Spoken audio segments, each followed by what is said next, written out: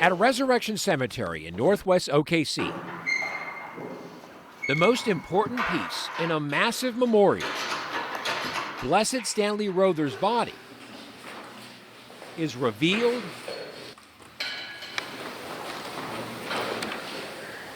raised,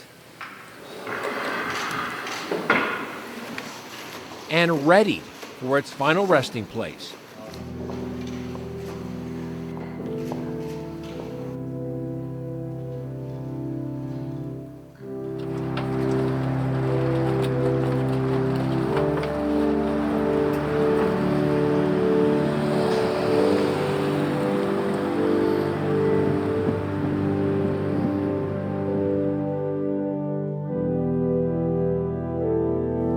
A lot of people ask, what was it like to go to a family gathering when Father Stan was there? What was it like to have a saint in your family? And I always said, he wasn't born with a halo. Father Dan Wolf is Blessed Stanley's second cousin. Stan came home for the last time to the state of Oklahoma for my ordination. He is the parish priest at this shrine, which will also serve the area's growing Hispanic population and combine the parishes of Sacred Heart and Holy Angels.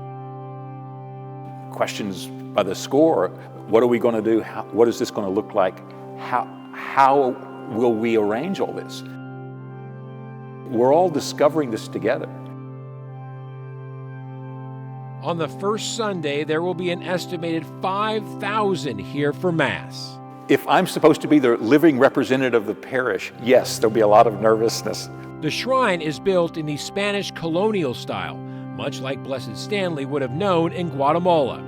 The grounds will also feature a replica of Tepeyac Hill in Mexico City, where the Virgin Mary is said to have appeared in 1531. All this, a $50 million shrine, the largest Catholic church in Oklahoma, dedicated to a man described by many as the least likely to ever become a saint. If somebody who's a Rother could be considered a saint, then anybody could.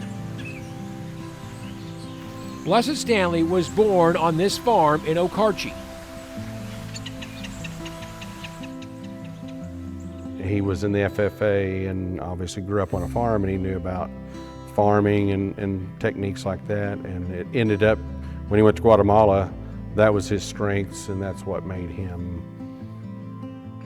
prosper down there. He had the quiet reserve of his mother and was a hard worker and stubborn like his father. He wanted to do what he wanted to do. He wanted to do what was right, regardless of the circumstances. Yet he never learned Latin, the sort of must for any would-be priest. He flunked out, and he was asked to leave the seminary where he had begun his training in San Antonio. The bishop believed in him and found him another seminary in Maryland.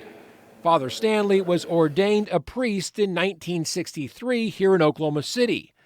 Ultimately, he was asked to join the mission in Guatemala based on skills outside of the church. He was sent down to do this work that nobody else could do because he was a better mechanic and carpenter.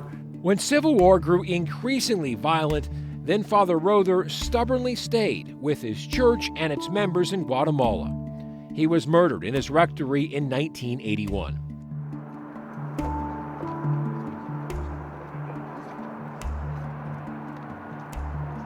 On Monday, his body was ceremoniously placed in the altar of the chapel at this shrine.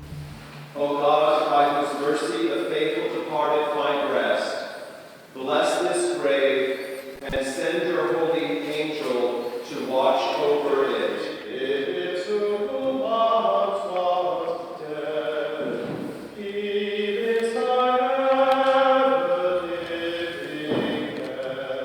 It's here where people from around the world are expected to come and pray for Blessed Stanley's intercession, his divine intervention. People have asked me repeatedly, what's it going to take for Blessed Stanley to become Saint Stanley Rother? And I kind of say, well, it's going to take a miracle, But in fact, that's what it's going to take.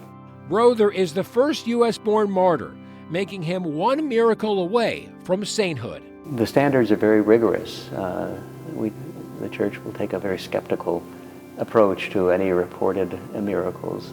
So we'll see. The process has already moved along quickly. I'm hoping my dad and aunt can see that. That would be a great thing. So God's made Stanley a saint. We're just trying to keep up.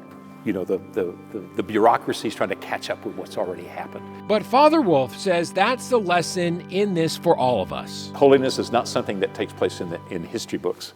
Holiness isn't something that's only present for those people who, from the very beginning, are somehow set apart from everyone else. If a stubborn farm boy from Okarche who flunks out of seminary and is chosen for mission work because he's a good mechanic can become a saint, holiness is the product of what people do in the situations that they're a part of. then there's hope for all of us. Of course, that's the way God would do things, because that's the way God always does things. The dedication is at 11 Friday morning. The shrine will also have an education building, event space, and museum.